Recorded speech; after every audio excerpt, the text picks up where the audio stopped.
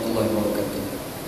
Alhamdulillahirabbil alamin wassalatu wassalamu ala asyrofil mursalin wa ala alihi wa sahbihi ajma'in. Qala rabbi shrah li sadri wa yassir li amri wa hlul 'uqdatam min lisani yafqahu qawli. Saddid lisani wa hdi qalbi bihaqqi sayyidina Muhammadin sallallahu alaihi wasallam. Wa ba'da fa inna asdaqal hadits kitabullah wa khairal hadi hadi Muhammadin sallallahu alaihi wasallam. Wa syarrul umuri muhdatsatuha wa kullu muhdatsatin bid'ah. Allahumma 'allimna ma jahilna ya Allah ya Tuhan kami, ajarkan kepada kami apa yang kami jahil. Wa dzakirna ma nasina, ingatkan balik kepada kami apa yang telah kami lupa. Allahumma faqihna fid din, ya Allah ya Tuhan kami, fahamkan kami agama. Wa 'allimna ta'wil, ajarkan kepada kami Al-Quran. Allahumma rzuqna ilman nafi'a, ya Allah ya Tuhan kami, rezekikan kepada kami ilmu yang memberi manfaat. Wa amalan salihan mutaqabbala, dan amalan yang soleh dan amalan tersebut diterima. Wa rizqan halalan thayyiban, dan rezeki yang halal dan rezeki tersebut baik. An Uqbah bin Amir al-Juhani qala salasu sa'atin nahana Rasulullah sallallahu alaihi wasallam an nusalliya fihinna aw nuqabbiru fihinna mautana hina tutla'a asy-syamsu bazighatan hatta tartafi' wa hina yaqum qa'imus zahirah wa hina tadayyafu lil ghurubi hatta taghrub. Rawahu al-jamaah illa al-Bukhari. Daripada Uqbah bin Amir radhiyallahu an berkata, 3 waktu yang Rasulullah sallallahu alaihi wasallam mencegah kami bahwasanya kami tidak boleh menunaikan solat padanya ataupun kita menanamkan jenazah di kalangan kami pada waktu itu. Yang pertamanya ketika mana terbitnya matahari, ketika mana keluarnya matahari hinggalah tinggi kadar matahari, dan ketika mana matahari betul-betul berada di atas, dan yang ketiganya adalah ketika hampir-hampir kepada tenggelamnya matahari. Hadis diriwayatkan oleh jemaah ulama hadis kecuali Imam Al-Bukhari. Alhamdulillah, syukur pada Allah Subhanahu wa taala, pada malam ni kita bertemu di masjid ni, Masjid Bandar Baru Sungai Buloh ni, untuk kita kuliah maghrib. Mudah-mudahan dengan kuliah maghrib kita pada malam ni mendapat keberkatan sisi Allah SWT, insya-Allah. Dalam kuliah lepas kita baca satu hadis Nabi sallallahu alaihi wasallam. Hadis yang kita baca lepas berkait dengan seorang sahabat yang bernama Jabir bin Abdullah radhiyallahu anhu.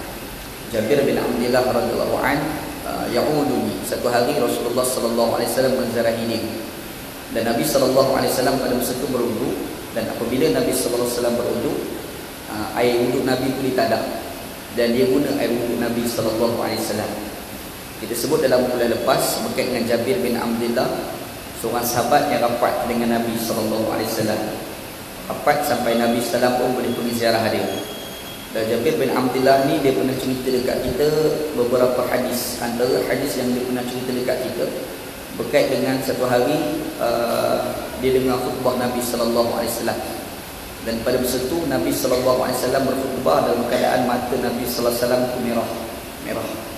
Merah tu bukan kerana ngantuk tak. Merah tu nak gambarkan bersubuh masa Nabi sallallahu alaihi wasallam menyampaikan khutbah. Dan Nabi sallallahu alaihi wasallam pada masa itu dia ada pesan. Antara pesanan Nabi sallallahu alaihi wasallam, kata Nabi sallallahu alaihi wasallam, "Bu'istu ana was-sa'atu kahatain." Aku ni, kata Nabi sallallahu alaihi wasallam, dibangkitkan jadi nabi, dan juga hari kiamat itu seperti 2 jari ini.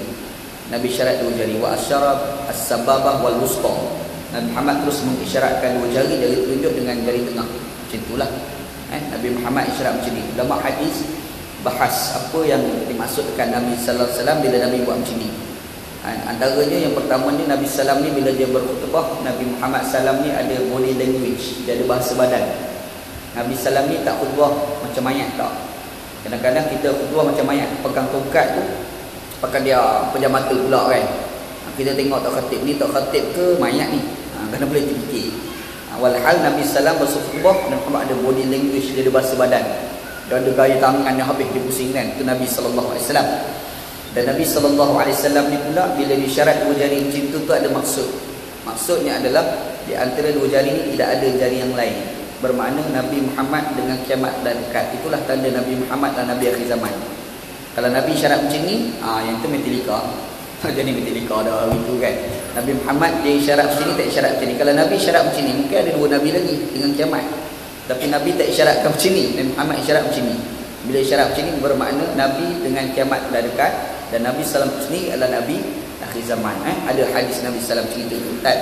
Dan Nabi Muhammad pun pesan-pesan yang dengar oleh Jabir bin Abdullah. Antaranya pesanan Nabi SAW. Nabi SAW kata, fa inna asdaqal hadisi kitabullah wa khairal hadi hadi Muhammadin sallallahu alaihi wasallam, syarrul umuri muhdatsatuha wa kullu muhdatsatin bid'ah fa innahu dhalalah. Nabi sallallahu alaihi wasallam sebut sebaik-baik perkataan ni perkataan Allah, dan sebenar-benar petunjuk adalah petunjuk Nabi Muhammad sallallahu alaihi wasallam. Dan seburuk-buruk perkara ni lah benda-benda baru, dan benda-benda baru itu dipanggil sebagai bid'ah. Kita dah kupaslah tentang hadis Nabi sallallahu alaihi wasallam ni. Jadi hadis tu satu, dan telah diriwayatkan oleh Jabir bin Abdullah. Dan hadis yang kita kupas dalam kuliah lepas berkait dengan Nabi sallallahu alaihi wasallam menziarahi Jabir bin Abdullah ketika dia sedang sakit.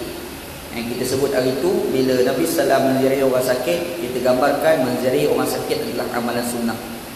Bila ada orang sakit, kita berziarah. Ziarah tu terpuji di dalam Islam. Kalau ikut mazhab 4, dia mengatakan kita kalau berziarah orang sakit adalah sunnatun muakkadatun. Sunat-sunat yang sangat digalakkan, yang tidak pernah ditinggalkan oleh Nabi Muhammad SAW. Tapi kalau ikut pendapat Imam Ibnu Taimiyah, dia mengatakan kita menziarahi orang sakit itu adalah fardu kifayah. Bermakna kalau orang satu Sungai Buloh ni tak menziarah ada seorang sakit, orang satu Sungai Buloh semua berdosa. Tapi kalau ada seorang menziarah, dua orang menziarah, yang itu pun dah terlepas daripada dosa. Nak cerita kalau ada orang sakit, kita kena ziarah. Dan kalau kita berziarah orang sakit, banyak kelebihan pahala yang Allah Ta'ala bagi kepada kita, banyak pahalanya. Antaranya Nabi sallallahu alaihi wasallam kata, iza adal muslim akhahul muslim, barang siapa di kalangan Islam yang menziarahi seorang Islam yang lain, sentiasalah orang itu fi khirfatil jannah hatta yarji', hinggalah dia mendapat payungan dari syurga Allah Subhanahu wa taala, hinggalah dia balik. Itu kelebihan kita ziarah orang sakit. Antara lain Nabi sallallahu alaihi wasallam sebut haqqul muslim 'ala muslim i'adatul marid. Hak ataupun tanggungjawab di antara muslim dan muslim yang lain adalah apabila ada kawan yang sakit, dia kena ziarah.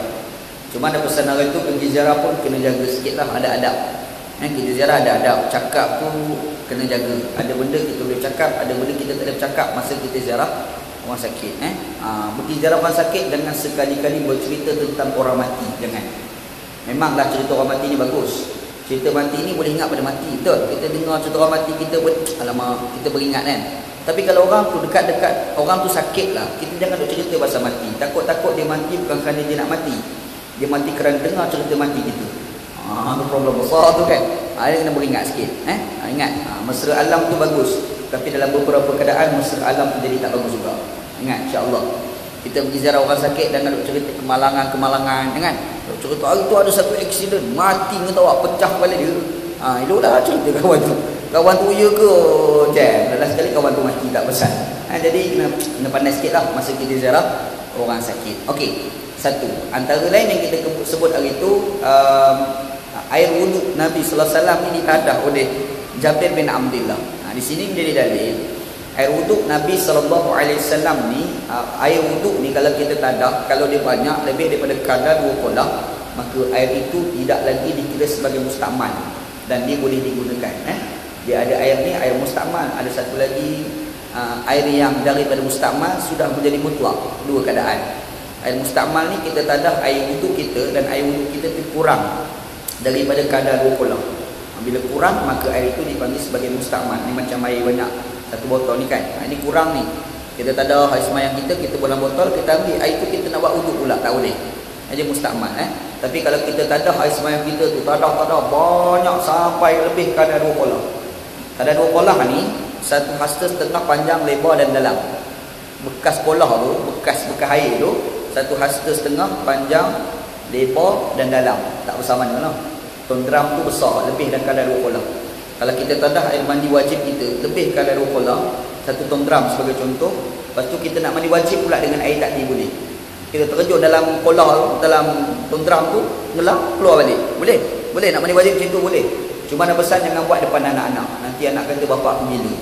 Kan? Jangan Tapi kalau nak buat tu hukum je boleh. Nak buat tu dia tutup pintu bilik air tu rapat-rapat. Memang anak pun tak boleh nak buat apa. Kita pun terjun. Lepas tu keluar. Selesai punya wajib hari ni kan. Boleh, hukum je boleh cuma orang tengok kata lemak pengantin budaknya. Bagi tu kan. Pergi semayang, pergi kat kolam masjid. Saja je nak mandi wajib terjun dalam kolam masjid. Dia berenang. Lepas tu keluar kat ujung. Boleh, tak apa pun. Mandi wajib tu adalah sah Tapi jangan buat kat kolam masjid. Kalau rumah kau punya pasal lah sebab rumah kau. Kolam masjid jangan. Sebab kolam masjid ni problemnya orang nak guna lepas tu. Orang pula nampak terus tak lalu nak ambil air wuduk daripada kolam tadi kan. Nak ingat sikitlah insya-Allah Jadi hukum dia tak ada masalah lah. Sebab air tu sudah lebih kadar kolam. Air mustakmal ni dia suci tetapi tidak boleh menyucikan. Okey, kita tak ada air semayang kita dan kadar tu kurang 2 kolam. Air semayang kita tu kita nak buat minum. Boleh tidak? Boleh. Hukum telah boleh tapi jangan buatlah banyak lagi air kat Malaysia ni. Setakat ni Syabas tak sabotah kita lagi lah. Kalau sabotah tu cerita lain kan. Jadi air tu banyak lagi. Jangan ada buat kerja macam tu Tapi kalau kita nak buat juga, contoh nak jimat sangat air, tak ada air semayang, tak ada air mandi wajib, kita pun pergi masak, bubur gula, bubur teh. Lepas tu kawan datang rumah, kita buat keluar teh tadi. Eloklah tu. Hukumnya boleh Minum tu boleh lah. Dia tidak jadi najis apa pun. Tapi kalau orang tu tahu, dia kata ini memang perancangan untuk nak membodohkan aku. Kan? Okey, itu kita dah bincang lah bulan lepas insya-Allah. Hari ni insya-Allah anda baca satu hadis Nabi yang lain insya-Allah. Hadis yang anda baca ni satu hadis daripada kitab Nailul Awtar, jilid yang ketiga muka surat 91.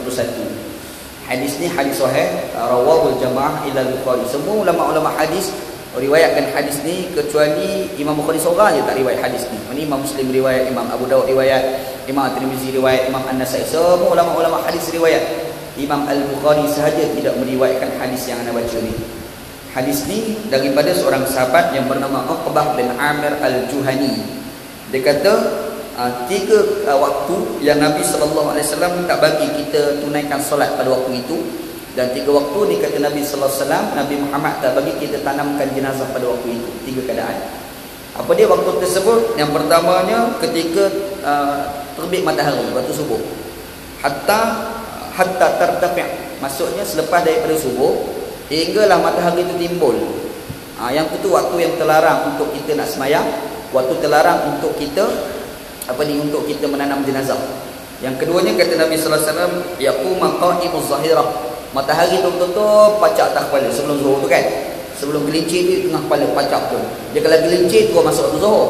Tapi sebelum gelincir itu pacak atas kepala tu, waktu tu adalah waktu yang terlarang kita menanamkan jenazah. Yang keduanya kita menunaikan solat pada waktu itu. Yang ketiganya kata Nabi sallallahu alaihi wasallam, tadayyafu lil ghurubi hatta taghrub. Maksudnya selepas waktu asar sampailah matahari tenggelam. Ini waktu-waktu yang dilarang di dalam hadis Nabi sallallahu alaihi wasallam untuk kita menunaikan solat, dan satu lagi untuk kita menanamkan jenazah. Okey, yang pertama kita nak kupas di sini, hadis ni diriwayatkan daripada seorang sahabat yang bernama Uqbah bin Amir Al-Juhani. Uqbah bin Amir Al-Juhani, seorang sahabat Nabi daripada orang Madinah. Uqbah bin Amir ni, dia ni pengembala kambing, dan dia banyak biri-biri yang dia jaga. Banyak sangat biri-biri dia. Dan dia ni duduk dekat gurun, kawasan gurun, bukan gurun Kedah tu, kawasan bukit-bukit tu. Gurun Kedah berat. Yang kita cerita ni gurun ni dekat kawasan-kawasan bukit ni.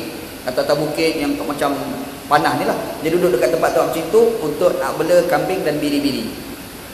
Masa Nabi SAW sampai ke Madinah, dia duduk kat alam gurun. Dia duduk sibuk dengan kambing-kambing dia. Duduk tengah sibuk, dia dengar Nabi Muhammad SAW sampai.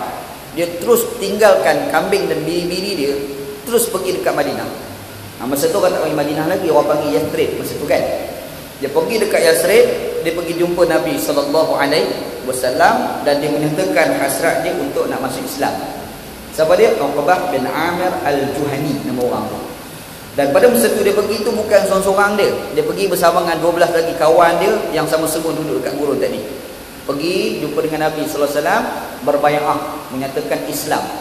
Masa dia berbai'ah dengan Nabi sallallahu alaihi wasallam, Nabi Muhammad tanya ni, kamu nak berbai'ah ni sebagai muhajirin ke ataupun sebagai orang badui? Sebab dia duduk dalam gurun, ingat badui lah. Macam kita lah, orang duduk kat mana, duduk dengan sekali orang asli, dia pun datang tengok muka macam orang asli. Padahal dia pun orang asli pun, dia ni orang bandar ke orang KL. Tapi walaupun mana kerja dengan Jabatan Agama Islam, Agama Islam mantau tu, bukan orang asli tu.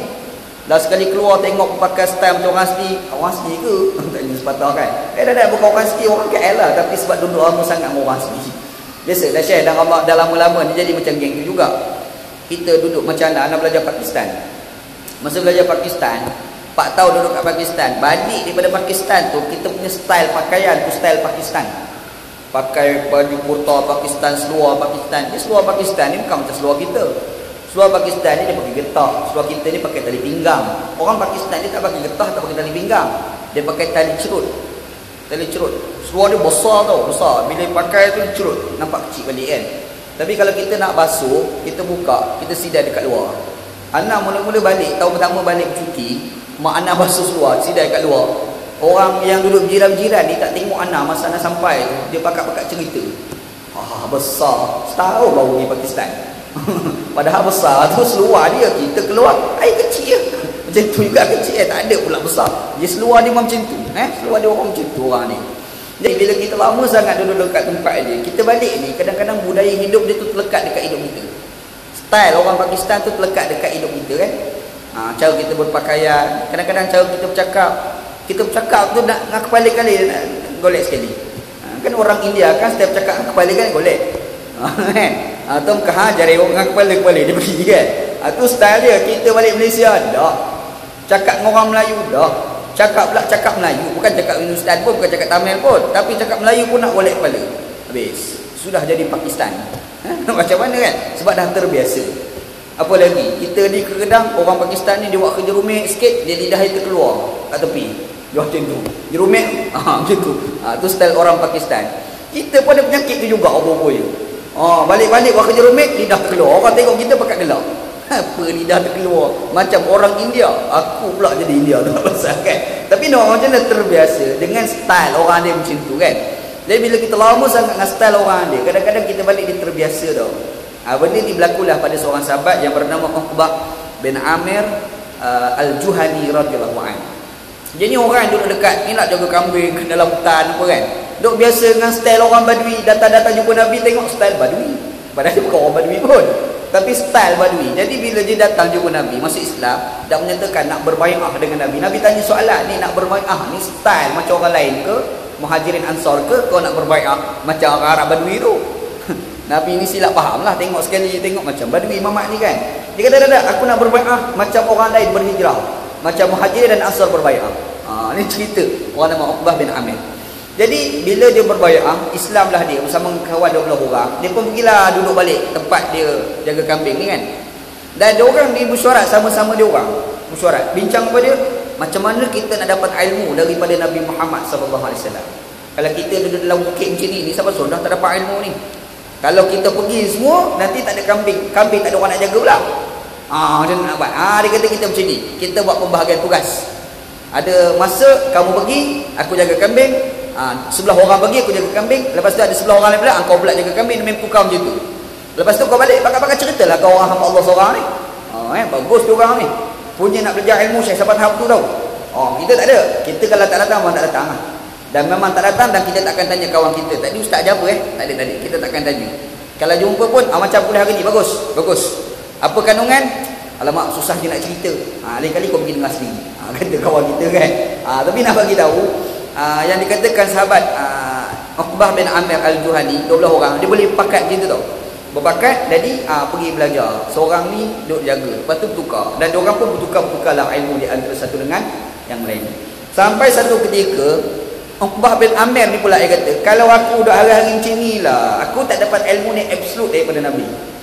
Aku kalau boleh biar dapat betul-betul tengok Nabi, dengar daripada mulut Nabi, tengok sendiri Nabi Muhammad diam bila Nabi Muhammad melakukan satu tindakan, bila sahabat buat tindakan depan Nabi, dia nak tengok sendiri tau. Dia tak nak dengar-dengar daripada orang, dia tak nak. Dia tak nak daripada pihak yang kedua, ketiga, keempat, tak nak. Kalau boleh terus daripada Nabi SAW. Jadi apa tindakan dia? Dia berhenti daripada jadi penggembala kambing. Ambil kau. Dia bersungguh nak belajar ni, berhenti daripada jadi penggembala kambing. Ada dekat Malaysia pun ada orang macam tu. Anak pernah jumpa tau. Dia kerja berniaga waktu malam. Malam lah time ustaz kuliah. Ustaz ni kuliah waktu malam, Maghrib, Isyak. Jadi siang ni ustaz tak adalah kuliah mana kan. Dia fikir macam mana nak buat. Last sekali berhenti berniaga waktu malam semata-mata nak dengar kuliah. Lepas tu baru fikir macam mana nak berniaga pula. Ada juga orang macam tu ada. Yang ni jenis perangai Uqbah bin Amir Al-Juhani. Baguslah satu sudut kan. Tapi janganlah kau sampai nak belajar sangat sampai tak kerja. Jangan, tak betul juga. Sampai anak bini tak makan kat rumah, tak betul juga kan. Kena ingat Syekh, Islam ni dia ada hak-hak yang perlu kita tunaikan. Ingat, Islam tempat apa tu tau. Islam ni ada hak badan yang kita kena tunaikan. Nabi SAW tak berizinkan kepada kita kuat sangat beribadat sampai tak sempat tidur. Nabi tak bagi. Tak bagi. Kita beribadat juga ada time kita kena tidur. Kita beribadat juga, tapi ada time kita bersama dengan isteri kita. Bila kita beribadat juga ada time kita bersama dengan keluarga-keluarga kita. Itu Islam. Ajaran Nabi Muhammad SAW.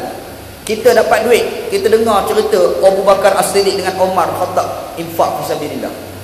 Abu Bakar As-Siddiq dengan Umar ni infak, infak. Tak macam kita kena pai kat rumah masing. Kita tahu boboh RM2 derma, RM2 tu derma tu boleh demam selama 2 minggu. Itu kita. Kedekutnya kita tu. Tapi Abu Bakar dengan Umar Khattab ni dia punya hebat, dia punya infak. Bila berlaku satu peperangan, Nabi kata para sahabat, okey, kalau korang ada duit nak bagi infak, bagilah. Abu Bakar dengan Umar balik rumah. Yang mula-mula sekali datang berjumpa dengan Nabi SAW adalah Umar Khattab. Umar masa tu dia bercakap dalam pemikirannya, hari ni, kali ni aku nak challenge, nak lebih tinggi daripada Abu Bakar As-Siddiq. Umar fikir, dia datang, dia bagi harta, bagi kepada Nabi SAW. Nabi tanya soalan, berapa yang kamu tinggal pada anak bini kamu? Sebahagian daripada ini. Kalau aku ni ada RM1,000, 500 dekat sini, 500 untuk keluarga aku. Umar Al-Khattab jawab. Dok tak lama datang pula Abu Bakar As-Siddiq. Abu Bakar pun Rasulullah, ambillah ini aku ada, ambillah Rasulullah. Bagi pada Nabi SAW. Nabi SAW tanya, apa yang kamu tinggal untuk anak bini kamu, wahai Abu Bakar? Aku tak tinggal apa-apa pun. Aku tinggal Allah Rasul je kepada anak bini aku. Dia punya tawakal tinggi sampai tahap tu tau. Kita pun dengar, powernya nak tiru. Habis. Dia pun hari tu dapat gaji sebulan 3-4 ribu, dia ambil 3-4 ribu, dia bubuh dalam tabung masjid. Lepas tu bulan tu tak ada duit. Rumah balik, mana duit bang? Aku dah tiru Abu Bakar. Ambil kau. Dia bos biji, aku dah tiru Abu Bakar As-Siddiq. Aku derma macam Abu Bakar buat. Hiduplah bergaduh lagi bini pula lepas tu. Ini tak bagus. Ini tak betul tau. Kita nak infak ni zu sa'atin min sa'atih. Zu sa'atin min sa'atih. Kita nak infak fisabilillah ni jangan semua tau. Kadar kemampuan kita. Contoh, kalau kita ni memerlukan sebulan sebanyak RM1,000 dan kita ada RM3,000, kita ambil lah dalam RM500 ke RM200 ke RM300 nanti infak fisabilillah. Nampak dalam kiraan tu kan? Jangan RM1,000 memerlukan sebulan, lepas tu kita ada gaji RM3,000, kita dermalah sebanyak RM2,000. Jangan, itu pun tak sihat. Nampak? Ambil lah kadar RM500, ambil 3, itu okay, fine lah kalau nak derma dalam masa sebulan. Tapi nak cerita itulah Islam ni jaga hak-hak sebegini. Tak apalah. Anda nak cerita, kadang-kadang ada kita ni terlalu ekstrim tau segi nak belajar. Sampai satu tahap dia berhenti daripada kerja. Tak payah. Sekarang ni Syekh, kau nak dapat ilmu senang. Tak payah berhenti kerja. Buka YouTube ke sekarang ni. Masa kuliah tak apa nak dengar hari ni, cari YouTube dengar. Masalah dia YouTube pula tak buka. Dia buka YouTube, boring kan? Baik buka dia lain. Tengok lain pula. Tak dengar kuliah mana juga lah YouTube tu kan. Tapi nak cerita, zaman dah ada kemudahan Tak apa. Yang kita nak cerita, yang bersungguhnya belajar ilmu, orang yang bernama Uqbah bin Amir Al-Juhani. Disebabkan dia tinggalkan kerja dia tadi. Kerja dia khidmat dengan Nabi SAW. Dia rapat dengan Nabi SAW. Nabi Muhammad pergi musafir, dia akan bersama dengan Nabi SAW. Sehinggalah satu ketika dalam satu permusafiran, Nabi SAW naik unta. Dia duduk kat bawah, dia pegang tali unta Nabi SAW. Jalan. Lepas tu sampai satu ketika Nabi Muhammad SAW tanya pada dia, kamu tak nak naik unta ke? Dia tanya. Nabi Muhammad tanya dia, ni kamu duduk berjalan kat bawah ni, aku naik unta ni kan? Jadi kamu tak nak rasa ke nak naik unta ni? Dia diam. Kamu naiklah unta. Nabi suruh pula dia naik unta. Bila Nabi Muhammad suruh dia naik unta, sebenarnya dia tak nak. Dia nak jalan juga, tapi dia takut melanggar perintah Nabi. Sebab Nabi suruh naik unta. Dia pun turun. Lepas tu Nabi Muhammad pun turun, dia pun naik unta. Nabi Muhammad pula berjalan. Bagus Nabi SAW. Macam kita dengan driver kita lah. Driver kita lagi buat kereta, kita kat tepi kan, kita kata, kau tak nak berehat lagi? Rasa-rasa jadi bos ke? Mana tahu? Padahal kita bos. Driver kita, boleh tak tuan? Okey. Biar aku bawa aku nak tepi pula. Kita pun turun, duduk kat driver. Yang driver kita tu bukan duduk kat tepi, duduk kat belakang. Wah, ini sudah lebih. Duduk kat belakang kan. Oh, dia berlagak macam bos hari tu kan. Contoh ni contoh. Bos tak ada buat macam tu lah. Buat atas muka bumi tak buat kerja macam tu tau. Tapi Nabi Muhammad buat macam tu. Nabi Muhammad dengan sahabat dia tarik kat tali unta Nabi salam. Tiba-tiba Nabi kata dah, kau naik, biar aku turun pula. Dia tak kata apa je, naik. Nabi Muhammad pula ke bawah. Duduk berjalan, dah duduk kat atas tu lama sangat. Segan dengan Nabi. Aku ni orang biasa je. Yang kawan tu Nabi pula duduk tarik tali unta tu. Aku pula duduk atas. Macam kita bos aku pula buat kereta, aku pula duduk kat belakang. Tak jadi ni. Rasa tak sedap hati tau. Bila tak sedap hati dia kata, Rasulullah, suka sekarang ni kau naik pula. Dia minta Rasulullah naik. Nabi Muhammad SAW pun naik, dia turun. Lepas tu Nabi Muhammad naik.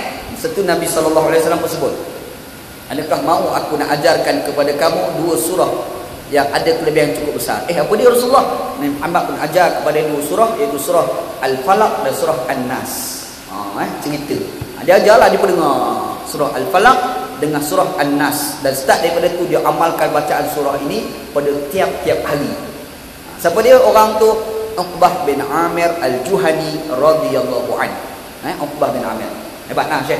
Dan memang ada kelebihan tau kalau kita baca surah Al-Falaq dengan surah An-Nas.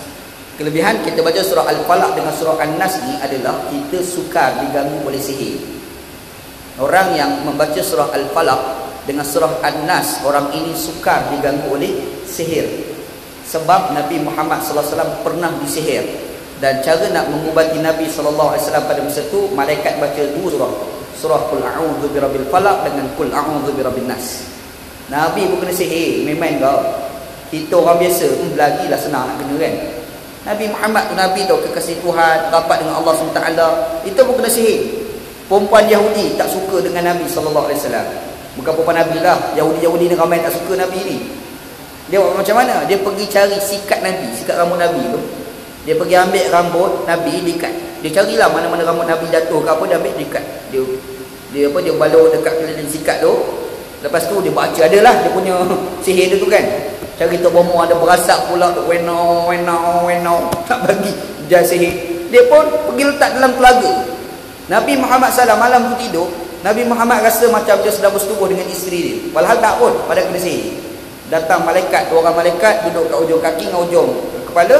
Dua-dua malaikat ni, seorang malaikat baca Qul a'udzu birabbil falaq, Qul a'udzu birabbin nas. Lepas habis baca, Nabi Muhammad pun sedar. Nampak? Nak ceritanya berubat sihir dengan dua surah tadi. Jadi kalau kita baca bagus. Kalau kita amalkan hari-hari, insya-Allah kita akan selamat daripada sihir. Ustaz, tak baik-baik juga ni. Yang tu bukan masalah surah, itu masalah tukang baca tu salah. Itu masalah tukang baca, bukan masalah surah. Jadi dan Uqbah bin Amir radhiyallahu anhu pula, dia ni orang yang agak berani dan dia ni terlalu banyak terlibat dalam peperangan. Dan dia ni dalam peperangan, dia akan ambil satu side pemanah. Dia seorang pemanah yang hebat. Kalau sekarang dia panggil sniper. Ni sniper lah ni. Sniper Nabi SAW. Pergi perang mana-mana, dia tengok yang mamak-mamak karut tu nampak, dia pun senyap pergi panah. Memang kena punya. Ni orang nama Uqbah bin Amir Al-Juhani. Hebat. Dan dia ni Allah Ta'ala bagi kemerduan suara. Suara dia sedap. Sahabat Nabi ni cukup nak sangat dengar dia baca Quran. Kalau dengar boleh menitik air mata. Tu canggih dia ni. Sedaplah. Orang nama Uqbah bin Amir, Umar bin Khattab masa jadi khalifah. Umar Khattab habis semayang subuh, dia akan cari mana Uqbah bin Amir. Jumpa, abah baca Quran. Member pun perang baca Quran. Dia baca-baca, Umar ni menangis. Nak cerita pun dia sedap bacaan Quran yang dibaca oleh Uqbah bin Amir radhiyallahu anhu. Kalau kita mungkin tak menangis. Sedap macam mana pun tak menangis sebab tak faham. Gitu kan. Baca Quran, kawan tu menayu-dayu lah baca dengan penuh dengan perasaan. Baca tu pula dengan bentuk memujuk-mujuk. Kalau orang Arab dengar tu menitik air mata. Kita tak menitik sebab tak faham langsung apa kandungan Al-Quran kan. Problem juga Syekh tak faham Quran ni kan. Apa lagi? Uqbah bin Amir pada era Abu Bakar As-Siddiq, dia pergi duduk di Syria. Kemudian pada zaman Abu Bakar Umar Al-Khattab, Umar pergi lantik jadi gubernur Islam di Damsyik, Syria jugalah. Dan pada era Muawiyah radhiyallahu anhu jadi khalifah, Muawiyah pergi lantik dia untuk jadi gubernur di Mesir dan dia mati di Mesir. Ini orang nama Uqbah bin Amir. Dan dia mati pada tahun ke-59 Hijriah. Dan ini antara orang yang banyak meriwayatkan hadis, dan hadis-hadis yang diriwayatkan antaranya adalah hadis yang kita baca pada ini. Sebelum dia mati, Uqbah bin Amir ni dia bagi pesanan pada anak-anak dia. Dia panggil 10 orang anak dia. Anak-anak dia.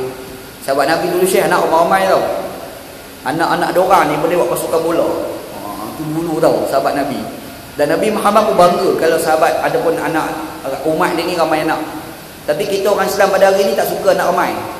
Anak 3 orang. Berapa orang dapat dia anak ni? 3 orang. Alah sikitnya. Sikit ustaz, banyaklah tu. Itu pun dah pening nak jaga. Kata kita kan. Sahabat Nabi dulu anak orang ramai tau. Abdullah bin Abbas tu anak ramai tu. Ada seorang sahabat, nak tak ingat nama apa. Anak sampai 100 lebih anak. Power betul. Anak sampai 100 lebih. Punya canggih. Yelah, bukan seorang isteri lah. Isteri ramai lah. Kalau seorang tu beranak sampai 100 lebih, dahsyat lah. Ada sahabat Nabi dia anak ramai Dan Nabi bangga kalau umat dia anak ramai. Jadi kita pun kena anak ramai lah. InsyaAllah benda tu memang Nabi Muhammad SAW suka, insyaAllah. Rasa tak boleh nak ramai dengan seorang isteri, tambah lagi apa masalah? Bukan ada masalah apa pun kan. Tambah lagi meramaikan umat Nabi Muhammad SAW cukup disukai oleh Nabi SAW. Jadi sebelum Uqbah bin Amir nak meninggal, dia panggil anak dia 11 orang. Datang jumpa dengan dia, dia kata ni, aku sebelum mati ni aku nak bagi wasiat pada korang. 3 perkara nak pesan pada kamu. Yang pertama, kamu jangan ambil hadis kecuali daripada orang yang kamu percaya. Kita ni nak dengar hadis Nabi ni, kita nak ambil dengar hadis tu, pastikan hadis kita ambil daripada ustaz ataupun guru yang kita percaya dengan dia. Kalau kita ambil daripada orang yang tak percaya, takut-takut dia pergi goreng benda lain disebut dari Nabi, lain pula yang pergi goreng. Berlaku Syekh. 2-3 hari ni ada tersebar pula satu hadis. Ada satu hadis tersebar, tak ada pun, tapi orang pergi sebar. Anda tahu ni sebab ada orang hantar soalan dalam Facebook, dalam Twitter, dalam inbox Facebook. Dia tanya, dia kata ini wujud ataupun tidak hadis ini. Barang siapa yang mengucapkan tahniah dengan kedatangan perayaan agama lain, maka neraka Jahannam dah bagi dirinya. Hadis riwayat Imam Al-Bukhari dan Muslim. Power ni bubur riwayat Imam Bukhari Muslim. Tak tahan kok. Tak ada tau. Tak ada ini orang Melayu kita rembat mana pun tak tahu. Pandailah orang Melayu kita reka-reka. Jangan duk reka-reka hadis Nabi SAW. Kata Nabi sallam, man kadzdzaba alayya muta'ammidan falyatabawwa maq'adahu minan nar. Barang siapa yang mendustai aku. Nabi kata, aku tak kata pun, korang kata aku kata. Itu dusta Nabi tau. Nabi kata dia telah menempah satu tempat dalam neraka. Alhamdulillah. Ingat insya-Allah. Ni ada pergi sebar tak pasal dia reka lah. Dok debat rasa tak boleh lagi. Ada bawa keluar satu hadis nak bagi orang tu diam. Ada bawa lagi. Ni hadis Nabi sallam. Padahal Nabi tak kata pun. Pandai-pandai kau dia tambah. Tak ada pun ingat tu insya-Allah. Tak ada tu. Adalah orang tanya ni satu isu juga ni, satu yang kedua. Tadi pun ada kupas dekat Mas tadi. Mengucapkan tahniah dengan kedatangan perayaan agama lain, boleh tidak kan? Orang bisinglah sebab Anas sendiri buat ucapan tu. Selamat hari Natal kepada saudara-saudaraku yang beragama Kristian.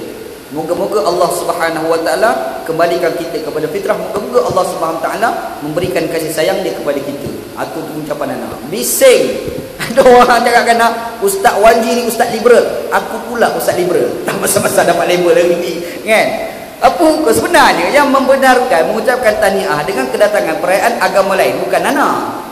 Yang kata boleh tu Dr. Yusuf Al-Qaradawi.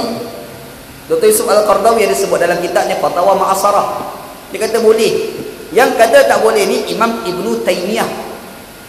Imam Ibnu Taimiyah kata tak boleh. Dia tulis sebuah kitab bernama Iqtida' Siratil Mustaqim. Dia pergi debate tentang hubungan di antara Muslim dengan orang bukan Islam. Antara yang didebate macam mana kita mengucapkan tahniah dengan kedatangan perayaan agama lain, boleh ke tidak? Ibnu Taimiyah kata tak boleh. Sebab dia bawah kategori syahadatuz zur ataupun qauluz zur, perkataan sia-sia. Kata Imam Ibnu Taimiyah. Sebab tu dia kata tak boleh. Dan rata-rata di Malaysia, ustaz-ustaz kita duk kata tak boleh ni merujuk pada fatwa tu. Walaupun ustaz tak sebut Ibnu Taimiyah, mungkin dia tak tahu Ibnu Taimiyah kata. Sebab ramai-ramai dah orang nak cerita tak boleh, kita pun kata tak boleh. Sebenarnya ulama yang kata tak boleh itu nama Imam Ibnu Taimiyah. Tapi kalau kita buka kitab Fatwa Ma'asarah yang ditulis oleh Dr. Yusuf Al-Qaradawi, ada seorang lagi Dr. Mustafa Zarqa. Dia mengatakan boleh kita ucapkan tahniah dengan kedatangan perayaan agama lain. Alasan dia Allah Taala sebut dalam Quran, wa idza hujitum bi tahiyyatin fahayyu bi ahsana minha. Bila orang bagi satu ucapan yang baik pada kamu, kamu kena balas ucapan yang lagi baik daripada yang diucapkan. Quran bagi tahu kan. Jadi kita ucap lagi baik. Jadi kalau dia ucap, kita nak ucap boleh, tak ada apa pun satu. Yang kedua hujah dia, la yanhakumullah 'anil ladzina lam yuqatilukum fid din wa lam yukhrijukum 'an diyarikum an tabarruhum wa tuqsitu ilaihim innallaha yuhibbul muqsitin. Allah Taala tak pernah halang kita melakukan keadilan dan kebaikan, albir, kebaikan kepada orang bukan Islam yang tak pernah serang agama kamu dan tidak pernah mengeluarkan kamu daripada negara kamu. Kamu kena melakukan keadilan kepada mereka. Allah Taala suka kepada orang yang melakukan keadilan. Nampak ni hujah-hujah ulama-ulama yang mengizinkan kita mengucapkan tahniah dengan kedatangan perayaan agama lain. Tetapi bukan boleh saja boleh. Dia ada dawabit yang disyarat-syarat dia. Antara syaratnya kita tidak mengakui agama dia betul. Yalah, kita pun tak akui agama dia betul kan. Kita kata agama kita betul lah. Sebab tu anda cadangkan, kalau buat ucapan kena tambah sikit. Kamu agama kamu, aku agama aku. Lakum didukum waliyadin. Tapi aku hormat kamu. Selamat Merry Christmas. Contoh kan. Nampak. Terus nampak yang kita ni tidak mengakui kebenaran agama ni. Adalah dawabit-dawabit ni tetapkan. Dan ada orang cakap tak boleh, haram. Sebab kalau kita ucapkan itu boleh menyebabkan kita syirik dengan Allah Subhanahu Wa Taala. Akidah kita terus tergugat. Wah, senang je nak tergugat. Senang. Kita nak kata tergugat tu senang. Kalau orang kafir dia mengucapkan syahadah asyhadu alla ilaha illallah wa asyhadu anna Muhammadar Rasulullah, tapi hati dia tidak meyakini maksud perkataan itu, adakah orang itu sudah Islam atau tidak? Tak Islam. Kita pergi kat Kelantan tau. Kat Kelantan ni budaya orang Cina, orang India, orang Hindu, orang Buddha, orang Kristian, orang yang itulah orang yang Siam tu kan.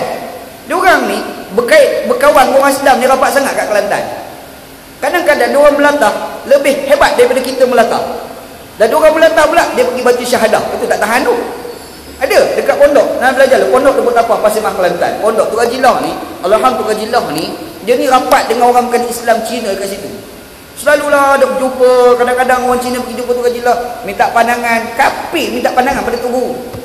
Kan? Tu hebat. Kita berkawan dengan dia, duk kait buah kelapa, jatuh buah kelapa terkejut, jatuh asyhadu an la ilaha illallah wa asyhadu anna rasulullah. Oh, dahsyat kafir ni. Kita dengar termenung. Dia pun ucap syahadah. Tapi adakah masa dia ucap syahadah dalam keadaan terkejut itu boleh menyebabkan dia masuk Islam? Tak, dia tidak Islam. Tapi dia mengucap syahadah, dia tetap ucap. Semata-mata mengucapkan tidak boleh menjadikan orang itu Islam. Sebut juga bila kita sebut Merry Christmas, tak semestinya akidah kita tu rosak. Tak, apa dah? Tapi adalah ulama kata tak boleh. Kita hormatlah pendapat ulama tu. Tapi ada ulama yang mengatakan boleh. Ini adalah isu khilafiyah, perbezaan pendapat di kalangan ulama. Kita boleh hormat, tak jadi apa-apa masalah pun. Dan anda cadangkan kalau kita nak ucapkan, kita letak nombor satu niat nak dakwah. Buat hubungan baik dengan orang bukan Islam. Kita ucap tu biar orang bukan Islam usaha. Dia ni kita boleh buat kawan. Bila kita boleh kawan dengan dia, kita dekat lama-lama sekali boleh cerita Islam dan menyebabkan dia boleh hampir dengan Islam. Tujuan macam tu. Anak sendiri ramai kawan-kawan bukan Islam. Orang yang ikut tulisan-tulisan anak ni, orang bukan Islam ni, Hindu, Kristian, ateis. Ada ikut-ikut tulisan, dia suka ikuti tulisan-tulisan anak. Lepas tu ajak jumpa minum teh, ceritalah pasal Islam dengan dia orang. Ada orang bukan Islam. Jadi kita kadang-kadang fikir macam mana kita nak dekatkan mereka dengan Islam. InsyaAllah. Tak apalah, jauh pergi ke sana pula. Tapi kita nak bagi tahu, ada seorang, siapa ni, Uqbah bin Amir, dia memberi pesanan kepada kita. Sebelum dia mati, dia bagi tahu pada anak dia, nombor satu, kamu jangan ambil hadis kecuali datang daripada orang yang kepercayaan. Kita percaya baru kita ambil. Masalah Syekh, dunia hari ni hadis maudhu', hadis palsu ni banyak sangat tersebar. Anda buat misal lah, banyak tersebar dan kadang-kadang kita tak perasan. Antaranya hadis kata, Islamnya seorang masyarakat itu tertakluk dengan Islamnya raja dia. Islamnya keadaan rakyat itu tertakluk dengan keadaan raja dia. Benda ni masyhur tau, tersebar di kalangan orang Islam. Ini bukan hadis, ini bukan perkataan Nabi, ini adalah perkataan Umar Abdul Aziz. Tapi orang terus pergi sandarkan kepada Nabi SAW. Tak betul kena ingat, ambil perhatian. Hadis maudhu' jangan duk kata Nabi SAW kata. Ingat situ insya-Allah. Tak apa. Satu. Yang kedua, antara pesanan daripada Uqbah bin Amir pada anak dia, dia kata, kamu jangan berhutang walaupun kamu terpaksa berpakaian bercopak-camping sekalipun. Mengelaklah diri daripada tidak berhutang. Dah tak ada arah sangat tu cerita lain lah. Tapi kalau boleh jangan. Sebab kalau berhutang problem. Betul tak?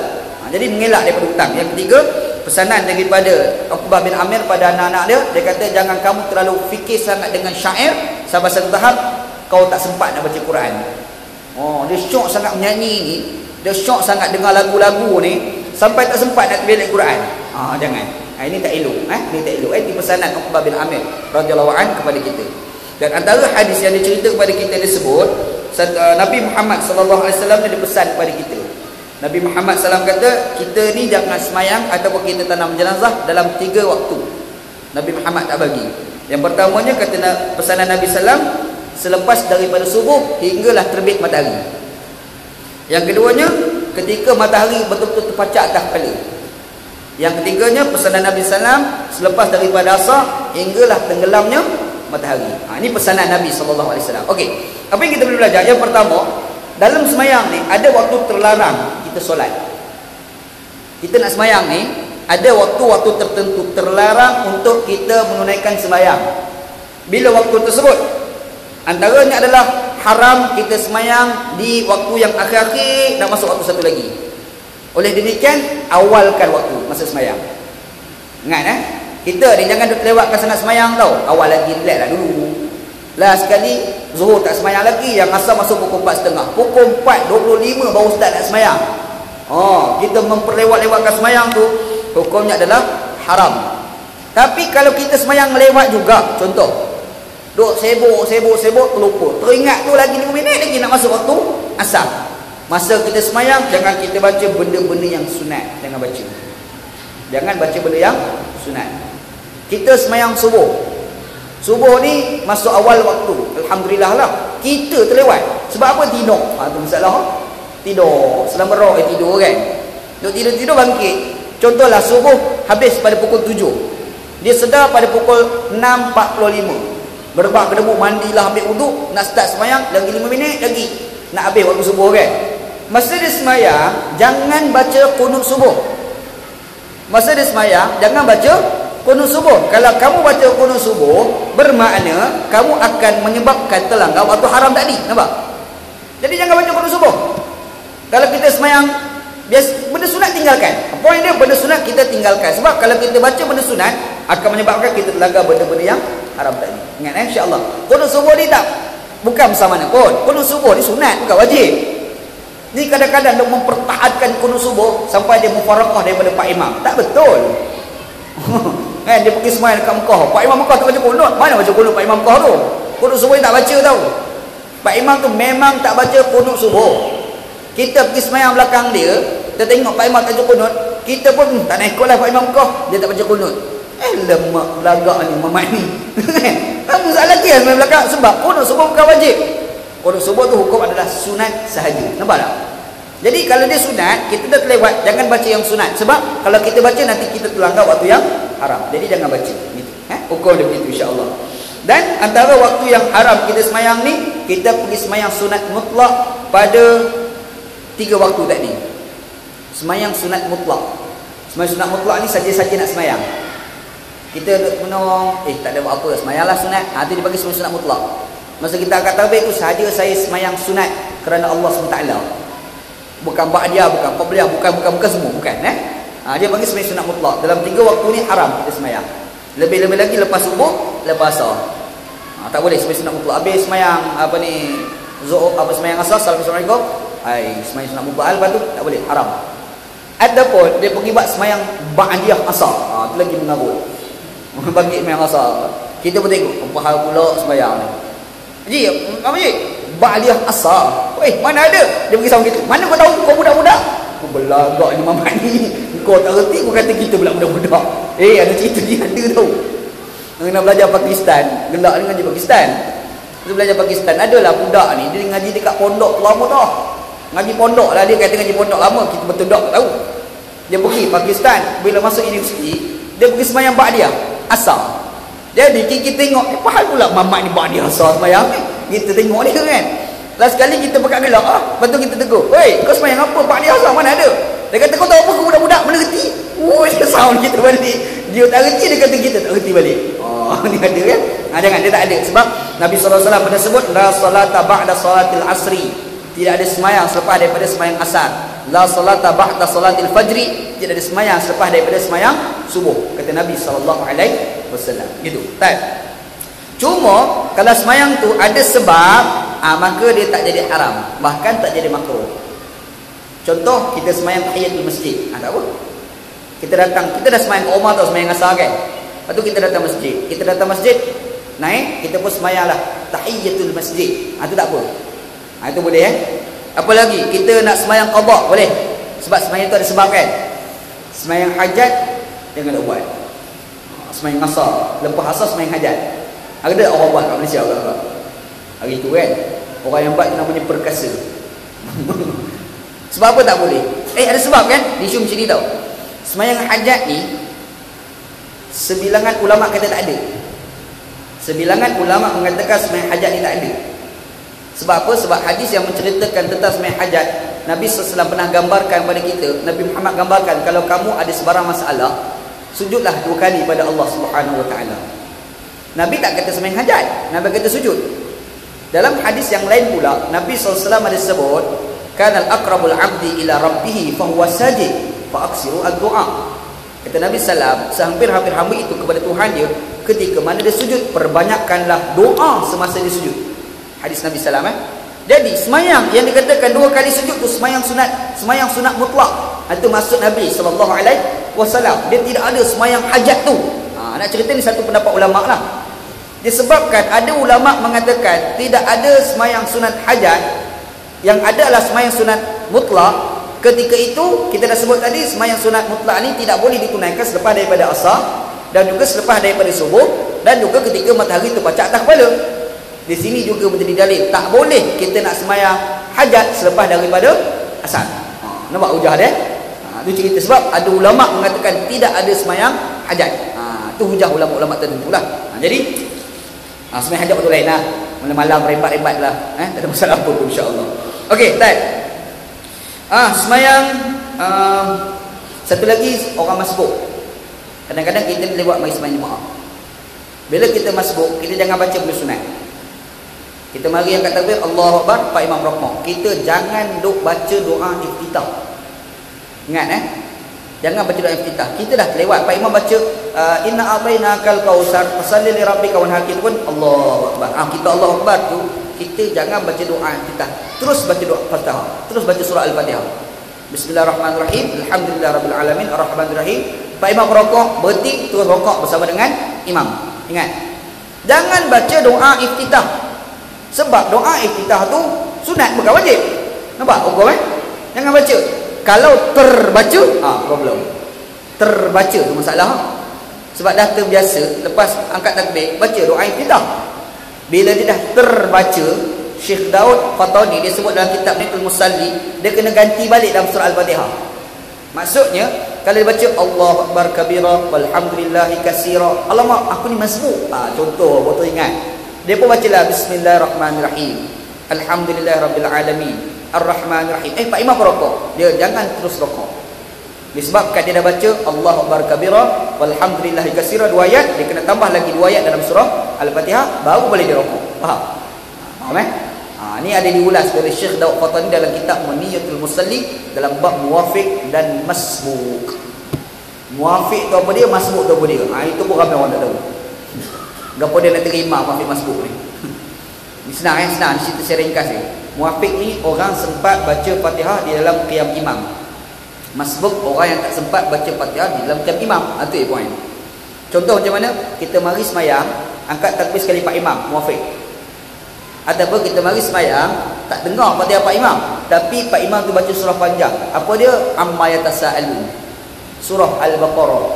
Kita angkat takbir, fikir aku kalau baca Fatihah memang sempat aku baca Fatihah dalam imam ni kan. Kita dikira sebagai orang yang muwafiq. Masbuk, kita mari-mari, kita angkat takbir, Pak Imam tengah baca inna a'tainakal kautsar. Surah favorite di kalangan orang Melayu. Sebab pendek kan. Qul huwallahu ahad. Ni favorite orang Melayu. Dia minat ni. Bila dia semayang, angkat takbir, Pak Imam baca inna a'tainakal kautsar, kalau dia baca Fatihah pun sempat sampai Ar-Rahmanirrahim sebagai contoh kan. Dia dikira sebagai orang yang muwafiq. Dia dikira sebagai orang yang masbuk. Ataupun yang kedua, dia mari angkat takbir, Pak Imam angkat takbir juga, tapi takbir imam, takbir nak rukuk. Dia angkat takbir Ratul Ihram kan. Dia angkat takbir Allahu Akbar, dia angkat takbir sekali lagi, dia terus rokok bersama dengan Pak Imam. Dia tak payah baca Fatihah, semua Fatihah itu ditanggung oleh Pak Imam. Pada muka Pak Imam tu. Dia kena tanggung kan, sebab jadi Pak Imam kan. Nampak hukum Apa cerita muafiq masbuk ni? Poin dia macam ni. Yang pertama, orang muafiq ni dia dimaafkan 3 rukun yang panjang kalau sekiranya dia ni jenis baca lambat. Sebab ada orang ni jenis baca lambat tau. Bismillahirrahmanirrahim. Temenuk nak masuk Ar-Rahman-Rahim tu Allah lambatnya kau Muhammad ni. Contoh kan, Pak Imam rokok dia tak habis lagi. Pak Imam sujud pertama tak habis lagi. Pak Imam sujud kedua, Pak Imam sujud kedua tu dia tak habis lagi Fatihah. Sebelum Imam bangkit tu dia diberi 2 pilihan. Sama ada dia terus sujud bersama Pak Imam dan dia tak dapat rakaat. Bermakna Imam bagi salam dia kena tambah 1 lagi rakaat. Ataupun dia tetap nak menghabiskan dia punya Fatihah, dia kena niat mufaraqah, bercerai daripada semayang Pak Imam. Semayanglah mengikut aturan diri dia sendiri. Pak Imam tu nak bangkit daripada sujud kedua, dia tak perhabis juga Fatihah. Mufaraqah pun tak nak. Sujud Pak Imam pun tak nak perhabis juga Fatihah ni. Imam pun bangkit, dia terus nak baca Fatihah, automatik semayang dia batal. Automatik semayang dia sudah dikira sebagai batal. Faham hukum? Keliru hukum Jangan bagi keliru pula macam ni. Selesai insya-Allah. Okey, itu orang panggil hukum orang yang muafiq. Cuma kalau kita muafiq, kita semayang, Pak Imam rokok pertama, Pak Imam sujud pertama, kita pun dah habis Fatihah, itu kita rokoklah. Sami Allah liman, kejarlah Pak Imam tu kan. Tapi kejar tu jagalah Tuan Madinah, jangan kejar sampai letih. Kejar terus bangkit. Lega dapat hari ni. Jangan macam tu kan. Hukum. Okey. Satu lagi orang yang masbuk. Orang masbuk ni dia dikira dapat rakaat bila dia dapat tamakninah dalam rokok Pak Imam. Dia dapat tamakninah rokok Pak Imam, dia dapat rakaat. Kalau tak dapat, dia tak dapat. Kalau tak dapat tamakninah, maka tak dapat rakaat. Bermakna kalau dia turun, Pak Imam naik berselisih, dia tak dapat rakaat. Dia angkat takbir Allahu Akbar, Pak Imam rokok. Dia pun terus rokok dan dia dapat berehat sekali dengan Pak Imam. Dapat sekali tu, dia dikira sebagai orang dapat rakaat. Walaupun dia tak baca Fatihah sekalipun. Yang tu hukum orang yang masbuk. Okey, hukum orang masbuk, dia jangan baca benda sunat. Dia kena baca benda yang wajib-wajib sahaja. Mari Allahu Akbar, terus Fatihah. Bismillahirrahmanirrahim. Alhamdulillahirabbil alamin, Arrahmanirrahim. Pak Imam rokok, dia pun terus rokok bersama dengan Pak Imam. Tiba-tiba dia terbaca Allahu Akbar kabira walhamdulillahi katsira. Alamak, terlupa, aku ni masbuk. Dia pun baca Fatihah. Bismillahirrahmanirrahim. Alhamdulillahirabbil alamin, Arrahmanirrahim. Pak Imam rokok. Boleh ke dia rokok? Tak boleh. Dia kena habiskan 2 ayat. Sebab dia dah terbaca 2 ayat di dalam benda sunat tadi kan. Dia tambah 2 ayat, baru dia boleh rokok. Dia dapat taubah, dia dah dapat rakaat. Tiba-tiba dia habiskan 2 ayat, dia pun nak rokok. Dia tunggu rokok tu, Pak Imam pula naik, selisih, tak dapat rakaat. Rugi, padan muka. Senang insya-Allah. Dia bagi hukum muafiq dan masbuk. Tak apa. Anak cerita kat sini, hadis yang kita baca nak debate, kalau sekiranya kita ni orang yang masbuk, kita jangan baca benda yang sunat. Itu maksud hadis Nabi sallallahu alaihi wasallam. Okey, satu benda. Yang kedua yang kita boleh belajar daripada hadis ni berkenaan dengan tanam jenazah. Dia tanam jenazah ni jangan diperlewat-lewatkan. Segerakan tanam jenazah. Segerakan tanam jenazah. Budaya orang Melayu kita, apabila lepas daripada kematian, dia nak keluar mayat tu, dia pergi baca Fatihah 3 kali. Pasal tak? Al-Fatihah. Baca bismillahirrahmanirrahim, berjalan pula bubang-bubang Al-Fatihah. Mari mana semua ni aku tak tahu. Ini Melayu tau. Boleh ni Nabi Muhammad tak pernah buat pun. Walhal Islam aja segerakan tanam jenazah. Faham Dan tu yang nak buat ni, stop, jangan nak buat dah. Cukup, yang lepas-lepas tu biar. Kita dah reti ni, jangan nak buat dah. Benda tu memang tak ada di dalam amalan Nabi Muhammad sallallahu alaihi wasallam. Nabi Muhammad galakkan kepada kita segerakan tanam jenazah. Hatta dalam waktu-waktu yang nampak dilarang. 3 waktu tadi dilarang waktu 3 waktu ni dilarang. Bila? Waktu lepas asar dilarang. Lepas subuh dilarang kita tanam jenazah asalnya, sebab Nabi kata larang. Matahari dekat atas kepala dilarang kita tanam jenazah pada waktu itu. Tapi kalau kita perlu segerakan, tak dilarang. Hukum adalah harus balik. Macam mana? Kita memperlewatkan, sengaja perlewatkan nak tanam jenazah, biar nak tanam lepas asar juga, sengaja. Padahal boleh disegerakan, kita sengaja memperlewatkan itu, hukum adalah haram pula. Faham kena mengingat. Faham je nak cerita jenazah ni perlu disegerakan. Kalau meninggal malam tu juga usaha untuk tanam, cun. Baik, buat macam tu insya-Allah. Benda ni digalakkan di dalam Islam lah, hukum dia begitu insya-Allah.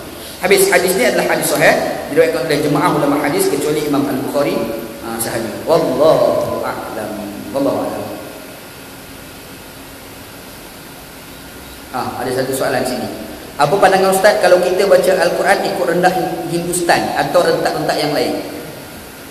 Dia nak baca Quran ikut rentak Hindustan. Anda bisa dengar orang baca Quran ikut rentak lagu Popeye. Anda pernah dengar? Amma yatasaalun 'anil naba'il 'azim alladhi hum fihi mukhtalifun kalla saya'lamun. Anda pernah dengar? Kan? Soalan dia boleh ke tidak? Dia bawah kategori al-istihza, bermain-main dengan ayat Allah Subhanahu wa taala. Jadi belagu kena belagu. Belagu kena belagu. Laisa minna man lam yataghanna bil Quran. Bukan di kalangan kami orang yang tidak belagu dalam Quran, masa baca Quran. Kita kena belagu baca Quran. Kalau ustaz tak sedap, kita dia kata tak sedap, tapi orang lain mungkin kita sedap. Sebab sedap ni satu benda yang tidak boleh dinilai secara umum. Ada orang kata sedap, ada orang kata tak sedap. Ana rasa ana baca Quran tak sedap, tapi ada pula orang kata ana baca Quran sedap. Oh, banggalah kita. Ada orang kata sedap, tapi ana rasa tak sedap pun baca Quran. Nak bagi tahu belagu tetap belagu. Tetapi adakah boleh kita belagu dengan lagu-lagu lara tadi? Boleh ke tidak? Jawabnya tak boleh. Di bawah kategori al-istihza, bermain-main dengan ayat Allah Subhanahu wa taala. Gitu insya-Allah. Ada soalan tengah hari tadi, petang tadi orang tanya dari SMS, ada simpan kat sini. Dia solat atas kapal terbang dalam keadaan dia tidak menghadap arah kiblat. Apa hukum? Bila kita naik kapal terbang, kita boleh menghadap arah mana sekalipun. Boleh menghadap arah mana, tak ada masalah. Jangan tiarap sudah. Pergi tiarap. Kenapa tiarap ni? Kaabah kat bawah. Bapak dia kan. Itu tak boleh lah. Yang aku cerita ni, menghadap arah mana pun tak ada masalah. Sebab itu dimaafkan. Kita taruh kiblat atas kapal terbang, macam mana kan? Cuba adalah pendapat sebilangan ulama-ulama dalam mazhab Syafi'i. Dia mensyaratkan muqaddimah tu menghadap arah kiblat. Mula-mula kita nak semayang, cari arah kiblat kat mana, dapat, lepas tu kita semayang, lepas angkat takbir, lepas tu menghadap ke lain. Yang tu tak apa.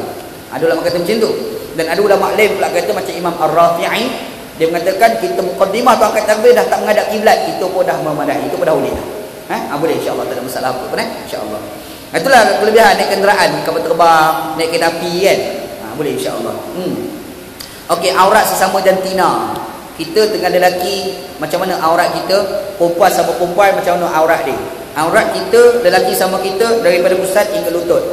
Semua juga aurat muslimat sesama muslimat, daripada pusat hingga lutut. Dan tidak ada aurat di antara suami dan isteri. Kalau suami isteri ada aurat, lingkup gitu. Suami isteri ada aurat ya. Kalau ada, mampus kita Syekh. Macam mana dekat rumah tu kan? Jadi nak bagi tahu tidak ada aurat di antara suami dan isteri. Tapi aurat kita sama kita, laki sama laki, daripada pusat hingga lutut. Aurat perempuan sama perempuan, daripada pusat hingga lutut. Aurat lelaki dengan perempuan, semua kecuali muka dengan tapak tangan. Perempuan dengan lelaki daripada pusat hingga lutut. Nampak tu aurat dia. Antara perempuan bukan Islam dengan orang perempuan Islam, Asy-Syafi'i, ulama dalam mazhab Syafi'i kata kepala boleh buka. Tangan sampai ke siku. Kaki sampai ke lutut. Betis tu boleh tengoklah, kawan-kawan bukan Islam nak tengok kan. Tapi yang lain tu kena tutup. Itu antara muslimat dengan orang perempuan bukan Islam. Siapa kata? Ulama dalam mazhab Asy-Syafi'i rahimahullah, dalam kitab Qulubi wal Umairah. Ada kitab kan? Tapi ada pendapat yang agak ekstrim macam mazhab Maliki. Mazhab Maliki memang tak boleh, kena tutup semua. Aurat antara muslimat dengan perempuan bukan Islam seperti mana aurat lelaki ajnabi dengan perempuan ajnabiyah. Tu mazhab Maliki tau. Dan mazhab Maliki tu memang tak pelik dia keluar fatwa macam tu. Sebab dia duduk kat Madinah. Dekat Madinah ni kafir memang tak ada. Madinah tu kafir tak ada, semua Islam kan. Jadi tak pelik dia ada fatwa macam tu. Tapi macam kat Malaysia ni nak pakai fatwa, boleh macam Syafi'i punya fatwa, Hanbali punya fatwa kan. Itu segi hukum insya-Allah aurat. Apa lagi? Masa kita tengah sembahyang, selalunya saf kita tak betul. Macam mana kita nak buat? Mula-mula kita sembahyang saf kita betul. Kita rokok, kita iktidal, sujud, lepas tu bangkit sujud, dah nampak lain kan kita yang benda tu. Kita boleh perbetulkan saf kita ketika kita tengah sembahyang. Tengah sembahyang tu, tengok kaki rasa tak betul, perbetulkan saf. Tengoklah masalah Allah ustaz nanti orang kata tak khusyuk. Nampak sangat tak khusyuk. Dia lah hati cakap, ustaz kalau saya tengok nanti orang kata saya tak khusyuk. Kalau hati cakap macam tu, nampak sangatlah tak khusyuk. Betul tak? Sebab hati cakap lagu tu. Kita tengah sembahyang, kita tengok kaki kita tak betul dengan saf, kita boleh betulkan terus, boleh. Kawan kita sebelah tak betul saf, kita boleh tarik kaki dia betulkan saf, boleh. Kalau pergi kat negara Arab, ramai Pak Arab kerja macam tu. Sembahyang, kita sujud, kita rokok, saf kita tak betul, Pak Arab tengok kaki kita betul, dia tarik tu. Kita tengah rokok, dia tarik kaki kita. Nasib baik tak apa. Nanti Pak Arab kan. Tapi jangan jadi macam Pak Arab tu lah. Masa rokok kau jangan tarik, jatuh orang tu. Jangan. Orang tengah rokok, kau tarik, jatuh lah dia. Jadi macam mana nak buat?